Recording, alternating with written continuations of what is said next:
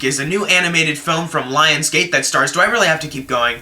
Honestly, guys, I'm gonna be real with you for a second. Sorry for breaking tradition here with how I review things, but this movie is one of the very few times ever where I feel totally 100% unmotivated to talk or make a video about it, like in any way, shape, or form.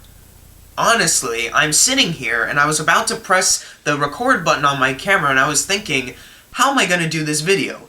Because honestly, I did not care for this movie. But it's not a thing where I'm so disgusted because it's making kids dumber, this shouldn't be child entertainment. This movie is just not that bad. It's not offensive in any way. It's just there. It's like a straight-to-DVD animated film, one you see next to Kubo or Moana, and you look at oh, that must have gone straight to DVD, I'll just pick up Zootopia and get out of here. It's that kind of movie. But it was released in over 2,000 theaters, so I am obliged, because of my moral standards of I try to see everything, to watch it. And I did, because it was the shortest movie I could watch when I was watching it, and I was watching it just thinking, what am I really going to say? This isn't a movie that I want people to see, this isn't an underrated movie that I think should be more appreciated, but this isn't a movie that I hate, that's gonna make my worst list, and it's not even a movie that's okay but has some interesting things to talk about. It's just nothing. This movie is nothing. It's just there. It was just released in theaters, and it's just there to take up space pretty much. Except it got kicked out of the top 10 very quickly, because of course it did, because it looked like something that shouldn't be in theaters. It looked like something that was supposed to go to DVD, which is where it should have stayed, so I didn't have to talk about it, but I have to now, because I did see it, and I don't want to say that I never saw it. I gotta have some record of when I watch these movies. But there's nothing really much to talk about, how's the voice acting? Okay, some of it seems out of sync to me, so that kind of took me out of it, but for the most part, they were fine. There's this British cat that was, okay, whatever. J.K. Simmons plays a dad character who is pretty much protecting this town of sheep because, the wolves are gonna come get you and eat you, and I have to get rid of all music because it's a distraction, and that was just... okay, this is definitely a step down as far as J.K. Simmons' animated works go, because in Kung Fu Panda 3 he was Kai, and that villain was awesome, and then he just goes to one-dimensional dad character oh son, you gotta be just like me. Okay, I will say, there's one great part about this movie, and it's Lewis Black as the main villain. He's this wolf. Not that he's amazing or anything, but just purely because it's Lewis Black made him entertaining. I heard his voice and I actually got a smile. Not really a laugh, just a smile, because I get so much joy from Lewis Black, especially playing a villain. He definitely lightened up the mood a bit in this movie. But every other character, there's really nothing to get attached to.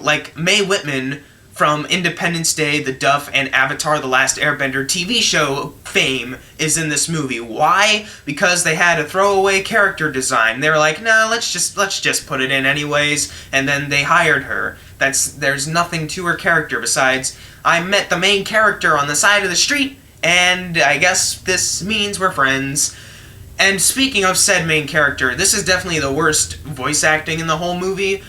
Luke Wilson, brother of Owen Wilson, whose voice pretty much sounds exactly like Owen Wilson, yet somehow Owen Wilson had a better animated role, which was Lightning McQueen. You can make fun of Owen Wilson's voice however you want, but somehow Owen Wilson sounds more enthusiastic about being in those movies than his brother Luke Wilson, whose voice is literally, at one point he has to scream, "No!" But he doesn't do that, he goes, "No!" And it's do you even care? I mean, did he really just show up in the recording booth and just go, alright, just say these lines, can I just do it once? I kinda need to head home really quickly. Alright, thanks, I can just do it once. Cool. That's what it felt like. It felt like he didn't even care. Not that I blame him, there's nothing to care about with this movie, but still, at least try, so that the main character isn't a complete bore. And, okay, there's something weird going on with this main character, because his dad, for some reason they have dog powers. Don't question it.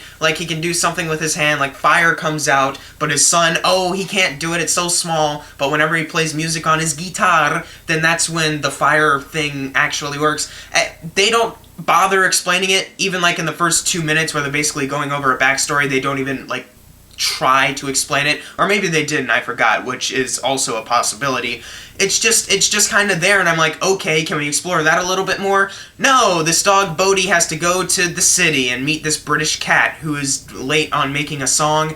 Okay, the songs are okay in this movie. When I heard it, I was like, not bad. It's somewhat enjoyable to listen to, even if it isn't my kind of music. It was still, alright. And also, speaking of that opening 2 minutes, it's a complete ripoff of Kung Fu Panda, because they open up with, like, traditional 2D animation, and then they cut to the 3D stuff, like Kung Fu Panda always does when they open their movies. It's like, you are trying to be so many other movies, but trying to be your own thing. And it's just, it doesn't work. And you're probably wondering, how's the animation? Does it really look as bad as Norm of the North based off the trailers? No, not really. It's definitely subpar compared to other animated films we've gotten. But the 3D model designs of the characters, they're basically, there's nothing texture-wise going on with them, but they are fine. It doesn't look like Norm of the North, where it looked like they had like at least 50 more renderings or something to do. They looked finished-ish, I guess, and the background is fine. It just looks kind of boring to look at. There's nothing to talk about with this movie. Everything in this movie is either just fine or whatever. I don't really care about talking about this movie. And I'm sorry if it seems like I'm having a mental breakdown over it, but it's just, I don't have the motivation. Even with other movies that are just kind of forgettable, I have some motivation. There's something about it that makes me want to talk about it, but this movie, it's just like, I don't know. Like, I don't know. I could have reviewed 2 other movies that I'd seen recently, Colossal or Life. I could have done those 2 movies. I don't even know why I decided to do this one first. I don't even know. I don't know, guys. You know what? Just smell this candle. There, that's the end of the video. I don't know. You know what? Rock Dog gets a C-. I don't hate it, but I don't love it. It's a movie that's just there. It's not even just okay, it's just there. That's the best way I can describe it. Rock Dog. It's just there. That should be the tagline of the movie. There's nothing to really say about Rock Dog, and I don't know why I even decided to make this video.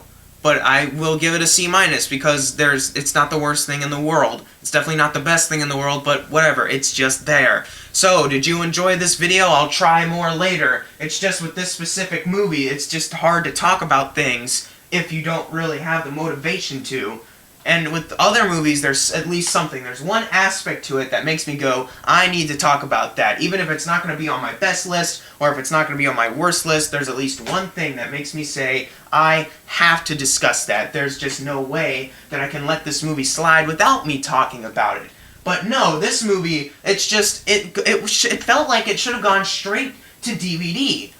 And so I'm watching it frustrated, knowing that if this did go straight to DVD, then I wouldn't have to watch it, and I wouldn't need to be reviewing it. But since it did go into theaters, I do have to see it, or try to see it, which I did. It was available to me, and I watched it, and then I do have to review it. There is no other reviews, like, clouding up the schedule. I could have easily done it, and I'm doing it now. But it's just, I don't care to, and it's driving me nuts, knowing that there's other things.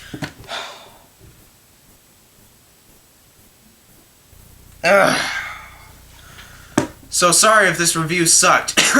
Subscribe to see other reviews where I actually want to talk about them instead of this lame piece of crap Rock Dog. It's not a piece of crap, it's just there. Alright, I'm gonna go drink my sorrows away with a bottle of Martinelli. It's sparkling cider, you frickin'...